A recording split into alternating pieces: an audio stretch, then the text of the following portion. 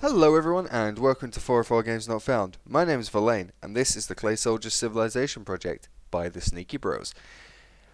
We're in stage 2 and in this episode I'm going to show you around, show you what's changed, how far we've progressed since stage 1, get you a general idea of what's going on over on the Pink Viking civilization.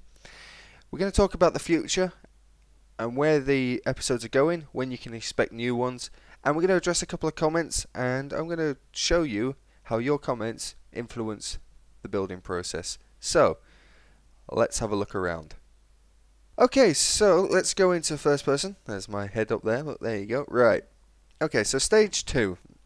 What we've done so far, if you remember, we have this house and this fishing hut, but now we have a functioning pathway which leads around the lower half of the village. There are multiple ways to get around. It's just a nice little feature. This little block here, this will not stay as ice, and I have no idea why. But yeah, minor note. It's got a little ice pond. We've got more trees. There's a lot of trees around, actually. I'll show you them in a minute. But for now, let's address this new building here. This is the blacksmith. I've done this one myself. I've just sat down, learnt how to do the buildings properly, and we're in. So what we've got the simple thatched roofs as before. We've got the nice sort of riveted effect on the roof. Got the little pointy bits at the top.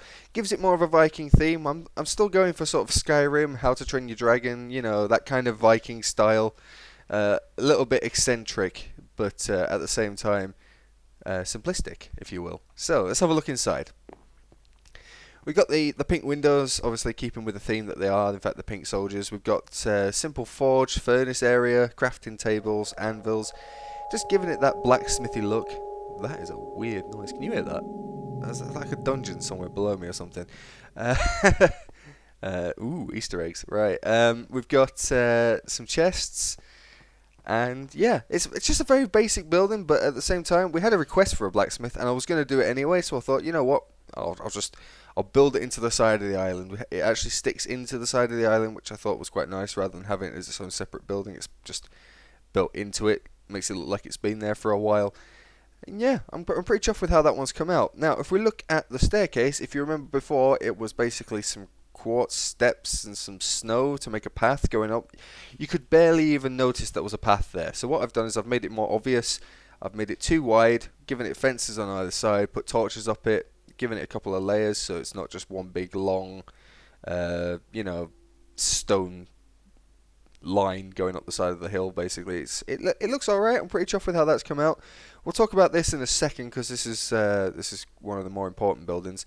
The bridge, if you remember the bridge, what I said in stage 1, I was gonna knock it out, make it grander and make it more, you know, obvious looking, but what I actually decided to do in the end was keep it simple. They are a Viking civilization. They don't need fancy buildings like Skytown does or like the elves do. They don't need anything like that. They need practical, strong buildings that just get the job done. So it's a very basic stone design with the wooden pathway going across the top.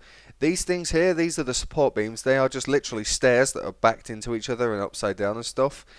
It's fairly simple to do, but it's a nice way to add like a diagonal support beam effect rather than just having fences that hold the thing up. It's got a nice little support beam function, and that's what they're there for, and it kind of just ties it in with the rest of the architecture. So I'm pretty chuffed with how the bridge has come out. Right, we're going to move on to this building because this building's one of the more important ones. It looks pretty simple, but again, it's got a purpose. We're going to have a little walk in. So I can't actually walk up there, but as you can see before, there's nothing up there at the moment. But what this is the training ground. This is where they come and practice their fighting. This is where they will fight each other. You know, they will fight to see who's the strongest warrior. They'll train on these little training dummies. I know they're armor stands, but they kind of look like people. So what I'm saying is they are training dummies. They will walk up and they will hit these, and they will practice their strikes and their sword play or axe play if you want to be a Viking, whatever. And yeah, they'll just train out here, and they'll hone their skills, ready to go fight whoever they're fighting. It hangs out over the village, which was an idea that I had to sort of use this space primarily, so I didn't have to just fill it with trees. But also, I just kind of like the idea that they have like platforms and stuff that lean out over the rest of the village. So if you look here, it just leans out nicely just over the rest of the village. Don't know if you can hear that. I might cut this bit if you can't, but there's like a nice green van outside.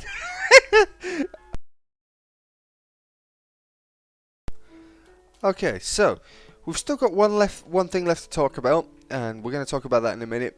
But for now, I'm just going to leave you with this, and we're going to address some comments, because this is what I want to do to get you guys more involved in the project. Because over here at 404 Games Not Found, I like to read all the comments that you guys leave and think about it and see if I can integrate any of it, if it's a good idea and stuff. So if this is a reminder for you guys to leave me comments down below, give me ideas, feedback, even if it's bad. You know, I want to hear if you think it's bad. I want to know what I can do to make it better. So let's address some of the feedback and some of the comments we got so far. The first one, I'm going to bring it up on the screen. Bam, there you go. It's from Styler White.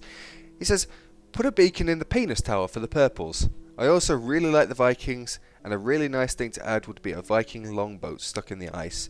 Right. Okay, so before we address that, let's bring up this comment. Bam, Carla Rachel. Make a ruined longboat that's crashed in the ice. So, what we can see here is a bit of a running theme. You guys want a longboat that's been crashed or stuck in the ice somehow. Right, so what I've decided to do is, if we fly over here, you see this little pile of rocks here? This is just a placeholder. I'm going to make this look a bit better and a bit bigger, and it's going to actually look like a big rock. But this is where there's going to be a boat crashed into this rock, and it's going to be stuck in the ice and up against the rock itself. So that's what that's there for.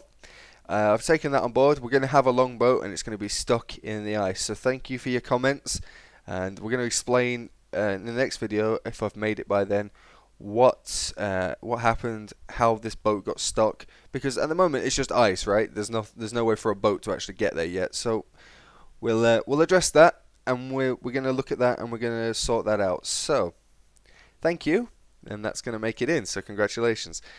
The Roman Caterpillar says the Vikings definitely should have longboats. So okay, so this is all in answering to a question I asked in stage 1, which was, do you think I should add some longboats? And a lot of people have sort of come back to me and said, yeah, they should have boats, right? So what I've decided to do is this. I've carved out the whole area. There was a snowman there, if you remember. What I've done is I've filled it all out with the water, got rid of all the ice. I've built the land out further, so the land actually sticks out a lot further than it used to.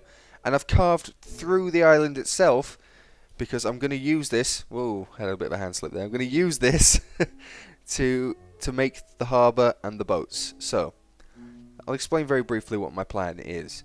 Out here is where the boats are going to be set. There'll be 1 or 2 boats sat in this harbour itself, and they'll be able to come out here through all this ice that I've cleared out and trade with the purples, or if you prefer, attack them.